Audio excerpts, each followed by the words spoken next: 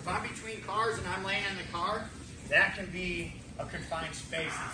I'm between two cars and now I'm fighting with a guy. Okay, so I'll have my back to a car.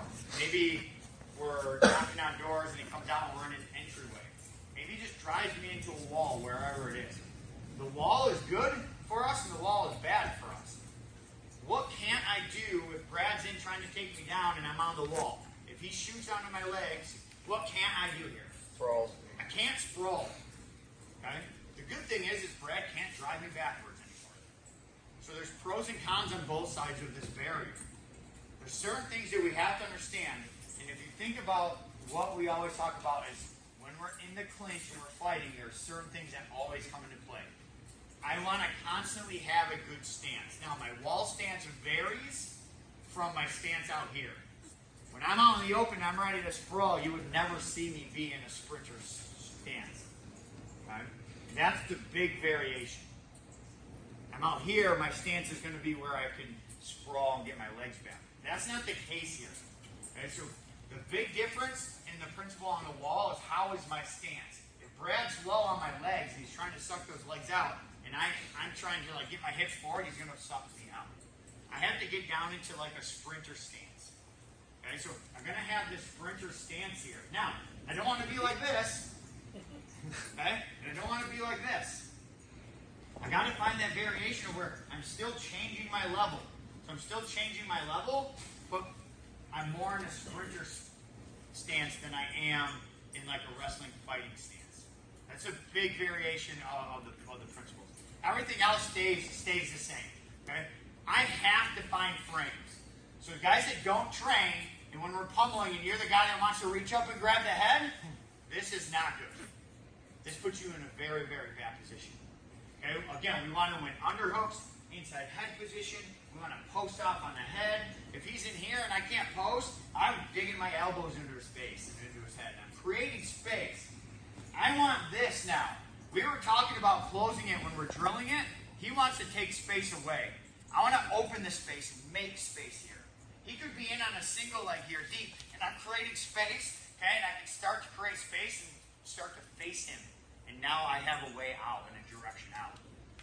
A really good concept I talk about on the wall, and I talk about this like with the over-under pass, okay? If his head is on one side of my body and his hips are on the other side of my body, how do I get out? I have to dig and I have to find a way to create space here. A concept is that I control his head to get it on the same side. We can control his head in a variation of manners.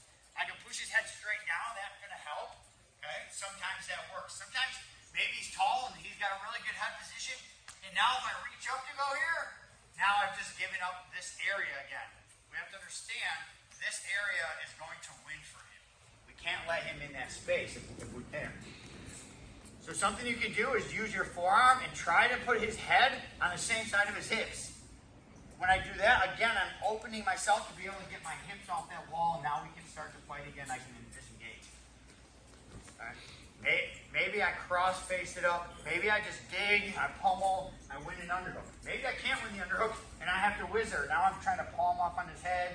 Maybe he's trying to post my arm. Maybe I put my head in there instead, and now we're in a different position where now I can maybe start to work into positions where I'm going to be able to get off the wall. Not much changes as far as finding your frames. Everyone understands when I talk about frames and posts. Frames are like my structural frames are trying to create space or not allow him to close that space. While I'm doing that, I can't let the training wheels fall off and let my base get compromised because I'm thinking about his upper body and building those frames. Everything has to be working together. Maybe he drops low and is trying to suck me out, right? And I'm here, I'm trying to create space. This is actually difficult for someone to take you down, but now I have space to start digging either an underhook in, maybe start posting a hand off my leg. Now I can fight and we're back into the middle again. So I'm not going to teach you like one technique from in here. I want you to go with your partner and work off the wall multiple different repetitions in a crawl speed to walk speed first, and just see different engagements of what your partner does. Brad could start slapping me, and then he shoots in. My frames are in, and now we're in this position. Now I'm going to work to get off the wall. my punch defense cover became what? My frames and barriers on his transition in. Maybe I can control his head. Maybe I want the underhook here. Now I can maybe straight from here, get out, change levels, maybe shoot a takedown, or just get